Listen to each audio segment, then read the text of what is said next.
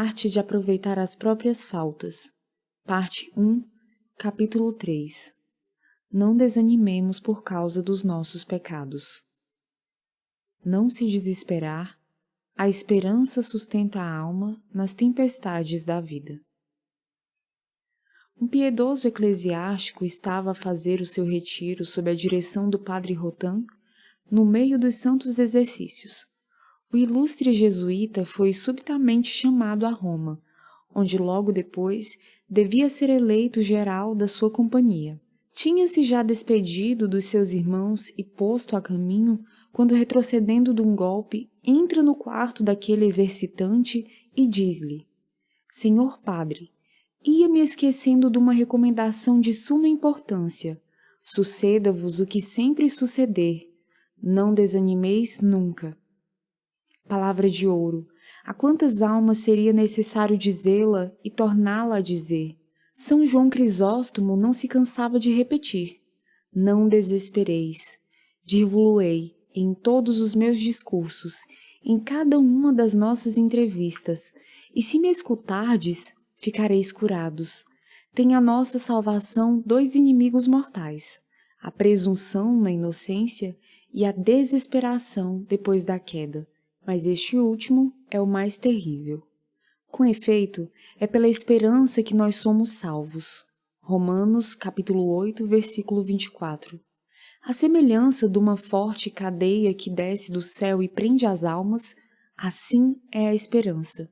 Quando as almas se prendem firmemente a ela, atrai-as pouco a pouco às sublimes alturas e as subtrai aos vendavais da vida presente. Mas a alma que, vencida pelo desânimo, larga esta âncora santa, cai logo e perece, submergida no abismo do mal. Não ignora o pérfido adversário das almas, desde que nos vê aquebrantados sob o peso do sentimento das nossas culpas, precipita-se sobre nós e arremessa aos nossos corações pensamentos desesperadores, mais pesados ainda que o chumbo, e se os acolhemos, arrasta-nos o seu peso, foge-nos a cadeia tutelar e rolamos ao fundo do abismo. Dupla tática do demônio. Ai, quanto a experiência confirma a verdade destas últimas palavras. Vem do desânimo a imensa maioria das quedas não reparadas que deram escândalo na igreja, e a maior parte daquelas que só os anjos da paz conhecem e pranteiam. Se em vez de desespero tivesse havido um arrependimento esperançoso, nada estaria perdido, insinuando-se na alma perturbada por uma queda que muitas vezes foi apenas uma surpresa. Este demônio do desespero, à custa de 1000 argumentos, cada qual mais desanimador, acaba por lançar na alma o pensamento esmagador de Caim: é grande demais a minha iniquidade para que eu possa merecer perdão. Gênesis, capítulo 4, versículo 13. Desde esse momento, no dizer de São Paulo, assenhora-se desta alma o príncipe das trevas, dirige-a, impele-a, precipitando-a onde bem quer, pois domina sobre os filhos da infidelidade. Efésios, capítulo 2, versículo 2. E a razão é porque lhe comunica duas das mais diabólicas disposições: a aversão a Deus pelo pecado e o receio de Deus pelo desânimo. E Deus nos livre de crer que esta tentação só vem depois de faltas graves. Dela faz o espírito da mentira uma arma tanto mais terrível quanto mais habilmente dissimulada, para combater as almas virtuosas após as mais ligeiras quedas. E se não logra arrastá-las ao abismo do desespero completo, paralisa-as, pelo menos no caminho do bem. Desconcerta-as, distendendo-lhes os seus mais fortes laços, e fá-las, em breve, decair do seu fervor para as mergulhar na melancolia e no relaxamento. Vem tudo à carga, já não se cuida mais em reparar as faltas, e daí nasce uma verdadeira tibieza, com seus estragos quase irreparáveis. As nossas faltas, sobretudo as de todos os dias, fornecem a Satanás um meio fácil de conseguir tal resultado, E se é na guerra contra a esperança que o espírito infernal mais lida por transformar-se em anjo da luz, segundo Coríntios capítulo 11, versículo 14, fácil lhe é representar este papel, contrapondo as nossas infidelidades sem número às incessantes solicitações da graça, as nossas ingratidões aos benefícios de Deus, as nossas defecções às resoluções tomadas. Não é de justiça, exclama a alma no extremo do seu desânimo, que Deus esteja cansado e se tenha esgotado a fonte das graças de que não fiz senão abusar? Deus abandona-me. Tem todo o direito e razão. É tempo de renunciar a uma empresa que as minhas repetidas quedas patentearam ser superior às minhas forças. Tive demasiada presunção a respeito da bondade de Deus e do que eu podia fazer. De que serve consumir-me em estéreis esforços para prosseguir todos os dias, sem nunca atingir o fim, na conquista de uma santidade que não posso chegar? A experiência está feita. Levou-me ela à evidência do que para as minhas forças são demasiado altas estas sumidades. Para que estarei sempre a formar novas resoluções, para afinal ter a dor de faltar a elas no decorrer do dia, e encher de alegria o inimigo por muitas quedas? Salmo 12, versículo 2 ao 3. Não é tanto pelas tuas faltas, ó alma desalentada, que teu inimigo exulta de prazer, mas sim por causa do abatimento em que te deixas cair depois da desconfiança que elas te inspiram para com a misericórdia divina. Eis o maior mal que a criatura pode suceder, diz o venerável Padre Cláudio de La Colombière. Quando se pode evitar este mal, nenhum há que não possa converter-se em bem e ter facilmente grandes vantagens. Nada vale o mal que fazeis em comparação do mal que vos causa a desconfiança. Confiai, pois, até o fim. Ordeno-vos com todo o poder que me delegastes sobre vós. Se me obedecerdes neste ponto, eu respondo pela vossa conversão. O doutor animador por excelência. Se ocasião houve em que estes conselhos foram oportunos, é de certo em nossos dias. O desânimo, este mal que paralisa tantos caracteres nobres e intenções retas nas esferas políticas e sociais, causa ainda maiores danos nas almas, até mesmo nas que sentem mais vivo o desejo de agradar ao nosso Senhor. Felizmente, a sabedoria divina, diz Santo Agostinho, possui o segredo de proporcionar aos homens, consoante as circunstâncias em que se acham, os remédios adequados às suas necessidades. Na hora mais desalentada de um dos séculos de maior abatimento, no momento em que no século XVII iam despontar as desesperadoras doutrinas de Jansenho, a providência suscita a vida, inspira a falar e a escrever e faz coroar o doutor da Igreja Universal a São Francisco de Sales, o doutor animador por excelência. E com efeito, tudo eleva e reanima nos escritos do amável santo, e assim como São Bernardo desafiava os seus ouvintes a que lhe apontassem algum traço de menor doçura na fisionomia evangélica e tradicional da Mãe de Deus, assim podem desafiar-se os leitores de São Francisco de Sales, a que descubram se são capazes alguma coisa nele que possa permitir ao maior pecador um só instante de desalento.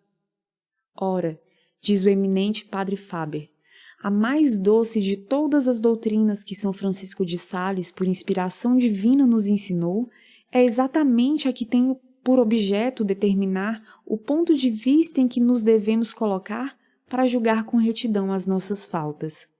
Em primeiro lugar, São Francisco de Sales proíbe absolutamente que se perca a coragem após a queda, seja ela qual for. Por Deus, antes morrer que ofender a nosso Senhor ciente e deliberadamente. Quando, porém, tivermos a desgraça de cair, antes perder tudo, mais do que a coragem, a esperança e o firme propósito de emenda. Se vos suceder cair em alguma falta, humilhai-vos e recomeçai, exatamente como se não tivesseis caído. Não é um grande mal a fraqueza se uma coragem firme e sincera a vai reparando, pouco a pouco, como eu vos suplico. É certo que não nos devem agradar as nossas imperfeições. Digamos como o apóstolo: ai de mim, miserável! Quem me livrará do corpo desta morte? Mas nem tampouco nos deverão assombrar ou desanimar. Aproveitemo-nos delas para crescer em submissão, humildade e desconfiança de nós mesmos, e não resultem nunca em desalento ou aflição da alma, muito menos ainda em desconfiança do amor de Deus para conosco. Deus não ama, é verdade, as nossas imperfeições ou pecados veniais, mas ama-nos a despeito delas. Assim como a mãe não agradam a fraqueza e enfermidade do filho, todavia não o deixa de amar por isso, porém ama-o terna e compassivamente.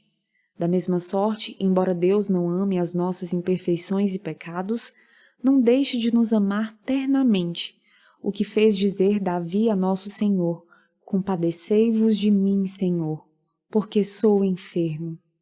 É preciso armar-nos de uma coragem invencível para não nos cansarmos da luta contra nós mesmos, pois nunca havemos de deixar de ter alguma coisa a fazer e emendar. Não vede todos os dias como as pessoas que aprendem esgrima caem tantas vezes? Sucede outro tanto os que se dedicam à aprendizagem da arte hípica caem a cada passo e todavia não se dão por vencidos, pois uma coisa é ser uma vez subjugado, outra ser absolutamente vencido.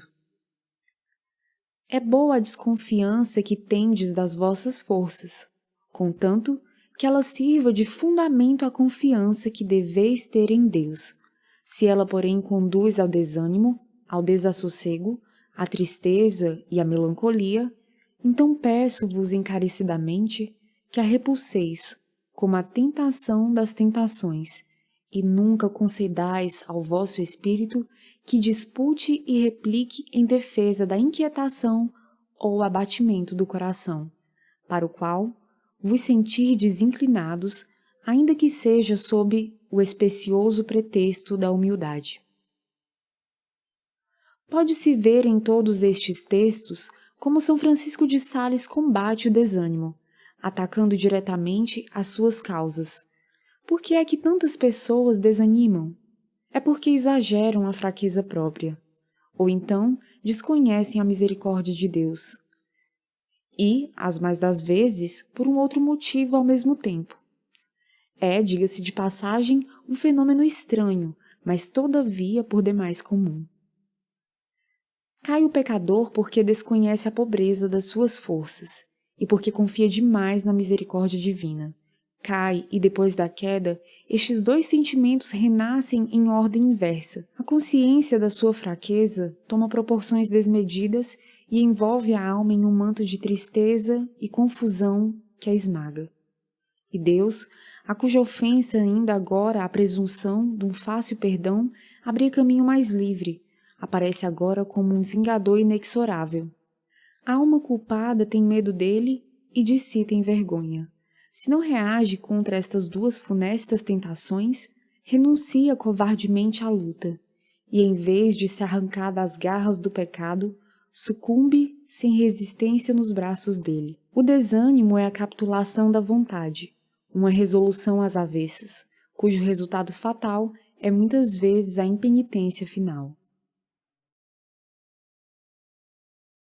O coração de Deus sempre pronto a perdoar liberalmente. Quer o nosso santo doutor curar estas duas disposições geradoras do desânimo. Faz compreender a alma, desejosa de se santificar, que ela se embrenha em caminho longo e penoso e que a sua fraqueza está em completa desproporção com as dificuldades da viagem. Mas, ao mesmo tempo, vai lhe dizendo que ela pode tudo, naquele que é a sua força. Assim, depois da queda como antes, ele patenteia em Deus um coração pronto a perdoar liberalmente e um braço onipotente para sustentar. Tem a solidão os seus assaltos e o mundo seus fracassos. Em toda parte devemos ter muita coragem, porquanto por toda parte também o socorro do céu assiste aos que em Deus confiam e que com humildade e doçura imploram a sua assistência paternal. Deveis renovar todos os propósitos de emenda que antes havíeis feito, e ainda que não obstante todas as resoluções, continueis nas vossas imperfeições, não deixeis por isso de empreender uma firme emenda e apoiá-la na assistência divina. Ficai, pois, em paz, quando nos suceder violar as leis da indiferença em coisas indiferentes ou por ímpetos repentinos do amor próprio e das paixões, prostremos imediatamente, logo que possamos, o nosso coração diante de Deus e digamos com espírito de confiança e humildade: misericórdia, Senhor, porque sou enfermo. Salmo 6, versículo 3. Ergamo-nos em paz e tranquilos, reatemos o fio de nossa indiferença e depois continuemos a nossa obra. Não é força quebrar as cordas nem abandonar o alaúde quando ele está desafinado. O que é preciso é aplicar o ouvido para saber de onde vem o desarranjo e lentamente retesar a corda ou abrandá-la, conforme a arte o requer. Consideras a altura da montanha da perfeição cristã e dizes: como hei de subir lá em cima? Coragem! As ninfas das abelhas que estão principiando a tomar a sua forma não têm ainda asas para voar sobre os rios e ir colher o mel das flores, das montanhas e das colinas. Mas nutrindo-se pouco a pouco do mel que suas mães lhes prepararam, as asas vão crescendo e tanto se fortificam que enfim tomam voo até aos lugares mais elevados. Na verdade, nós nos devemos considerar como pequenas abelhas no caminho da devoção, e não podemos adquirir a perfeição de uma vez, como queríamos. Mas principiemos a trabalhar para isso, por nossos desejos e boas resoluções, e começarão a surgir-nos as asas. Aguardemos, pois, o dia em que já sejamos abelhas espirituais, e então voaremos. Alimentemo-nos nesse meio tempo com o mel suavíssimo de tantos ensinamentos que os santos e santas nos legaram, e roguemos a Deus, como o profetarei, que nos dê as asas da pomba, a fim de que não somente nos elevemos à perfeição da vida presente, mas também ao repouso da bem-aventurança eterna. Nunca se acaba. É preciso recomeçar sempre e fazê-lo de boa vontade. Quando o homem tiver acabado, diz a Escritura, então estará no começo. Eclesiástico, capítulo 18, versículo 6. Bom é o que até agora temos feito. Melhor, porém, há de ser o que vamos começar. E quando o tivermos concluído, começaremos de novo, outra obra, que será melhor ainda. Depois outra, até que transponhamos as fronteiras deste mundo para entrarmos em outra vida, que não terá fim, porque maior bem não nos será dado lograr. Não choremos, pois, quando em nossa alma há trabalhos e preocupações. Tenhamos coragem para avançar sempre mais, visto nunca devermos parar, e estejamos resolvidos a cortar, já que é uma necessidade aplicar a navalha, até separar a alma e o espírito, os nervos e os tendões. Hebreus, capítulo 4, versículo 10. É vencedor quem está pronto a combater. É pena que não baste para atingir a perfeição o desejo de a ter, e que seja mister adquiri-la ao suor do nosso rosto e à força do trabalho. Mas sou tão imperfeito, dizes-me. É bem possível, mas não apenas que poderás viver sem imperfeições, porquanto é isso impossível durante o tempo em que viveres na terra. O que é preciso é que não queiras essas imperfeições e que elas não vivam em teu coração. Quer dizer, que as não cometas voluntariamente nem queiras perseverar nelas. Fica tranquilo. e não te perturbes por causa da perfeição que desejarias ter. Bastará que a tenhas quando morreres. Não sejas, pois, tão receoso. Caminha com segurança nos caminhos de Deus, armado com as armas da fé. Ninguém te poderá fazer mal. É, pois, necessário que te armes de muita paciência e coragem. Ah, que pena me fazem aquelas pessoas que, por se verem sujeitas a muitas imperfeições, depois de alguns meses de devoção, começam a inquietar-se, a perturbar-se e desanimar, já quase a sucumbir à tentação de deixar tudo e tornar atrás.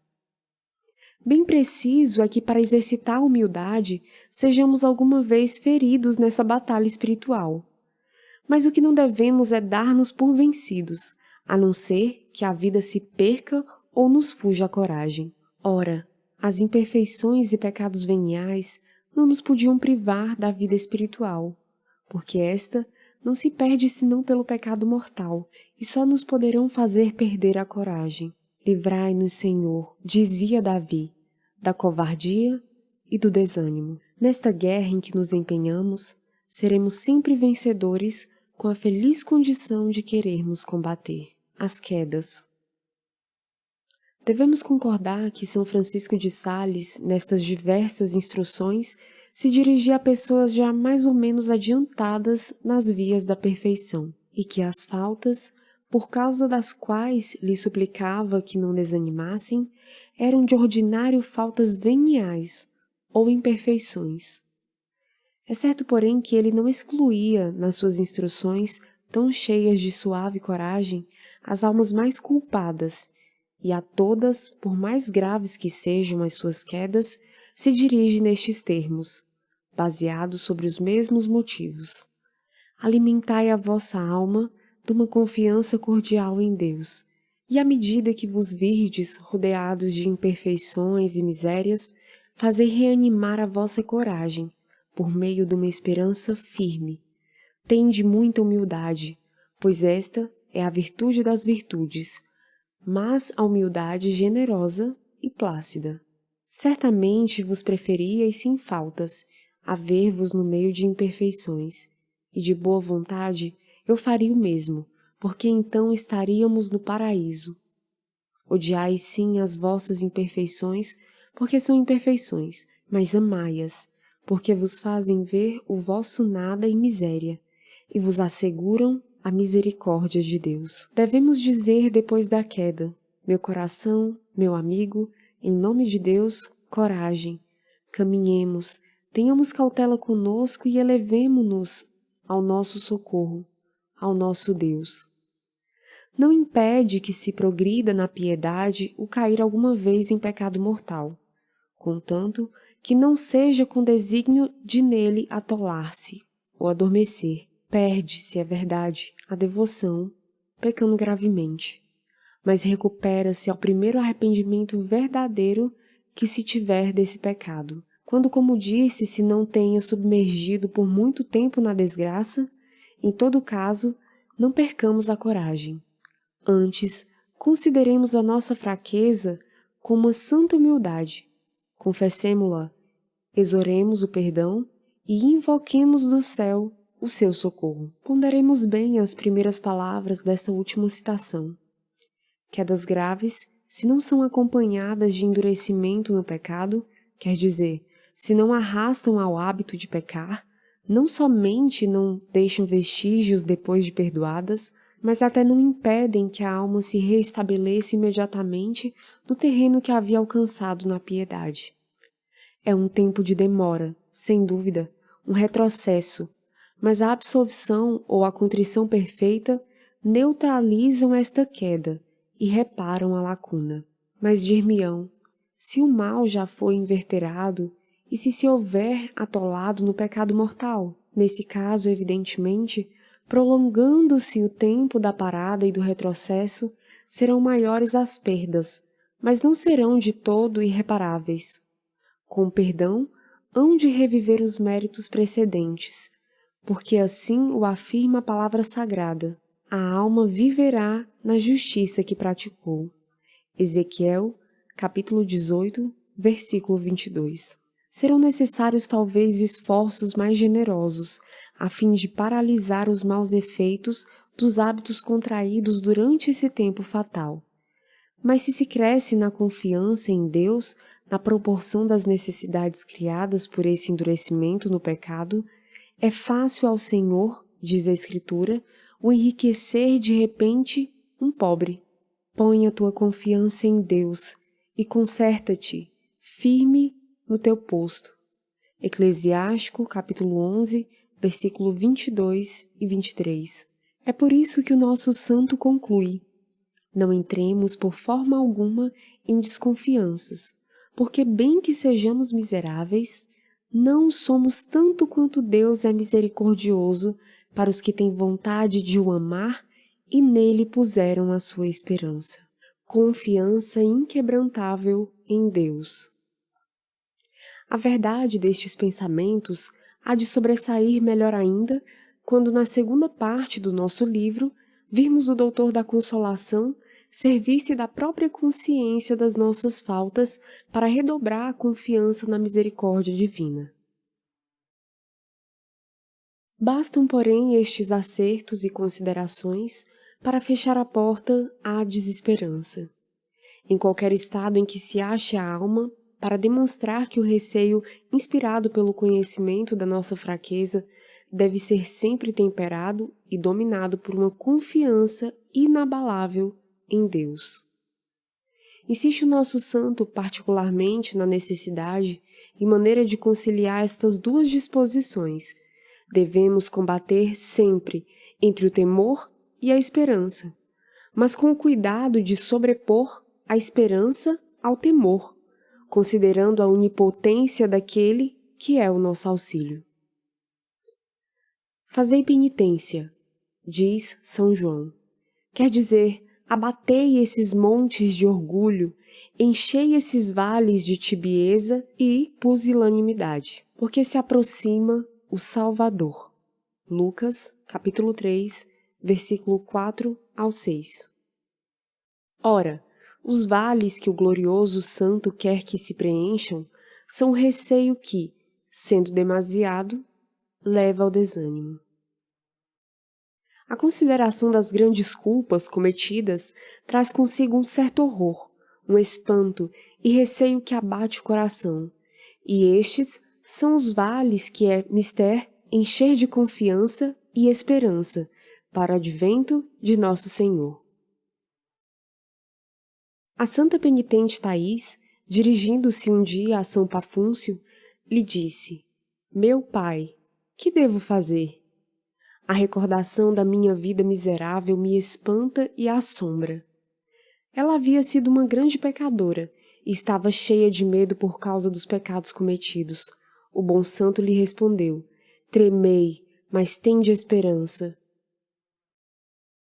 Tremei, com medo de vos tornar de soberba e orgulhosa, mas tende esperança, a fim de não cairdes na desesperação e no desânimo. Porque o receio e a esperança nunca devem andar desacompanhados um do outro, de modo que, se o receio não for acompanhado da esperança, não é o receio, mas a desesperança, e a esperança sem receio é presunção. Todo o vale será preenchido. Lucas, capítulo 3, versículo 5. Urge, pois, enchermos de confiança e ao mesmo tempo de temor de Deus esses vales de desânimo, que o conhecimento dos pecados cometidos em nós produz. Lembremos ainda, por fim, estas consoladoras palavras do profeta, confirmando tão bem, na sua bela linguagem bíblica, os ensinamentos do nosso santo animador por excelência. Bem-aventurado o homem que confia no Senhor, e de quem o Senhor é a esperança. Será como a árvore que é transplantada sobre as águas, a qual estende as raízes para a humildade, e não temerá a secura, quando vier o calor. Será sempre verde a sua folha, e em tempo de seca não terá míngua, nem jamais deixará de dar fruto. Jeremias, capítulo 17, versículos 7 e 8. Recorramos à Virgem Maria. São Francisco de Sales, ainda depois da sua morte, como se quisesse continuar a guerra que durante a vida tinha feito à desesperação, arrancou ao próprio demônio uma confissão repleta de incitamento para as almas mais criminosas. Trouxeram para junto do túmulo do Santo Bispo de Genebra, no tempo em que se instituía o processo da sua beatificação, um jovem que havia 5 anos estava possesso do espírito maligno. Teve de se esperar a sua cura durante muitos dias, e entretanto foi este desgraçado submetido ali, junto dos restos mortais do santo, a um longo e repetido interrogatório, que lhe fizeram o bispo Charles Auguste de Sales e a madre Chalgui. De uma vez, como o demônio gritasse com mais furor e confusão, dizendo: "Para que hei de eu sair?" A madre Chalgui, com aquele calor que lhe era peculiar, exclamou: "Ó Santa Mãe de Deus, rogai por nós. Maria, Mãe de Jesus, socorrei-nos." A estas palavras, o espírito infernal redobrou os seus horrendos gritos, bradando: "Maria, ó Maria! Ah, eu não tenho Maria. Não profiras este nome, ele me faz tremer. Ah, se tivesse Maria por mim, como vós a tendes, não seria o que sou. Mas eu não tenho Maria." Todos choravam. "Ah", continuou o demônio, "se eu tivera um momento só daqueles que vós desperdiçais, sim, um só momento e Maria, eu não seria demônio." Pois bem, nós que vivemos, Salmo 113, versículo 18, temos um momento presente para voltar a Deus, e Maria para nos obter a sua graça. Quem, pois, há de desesperar?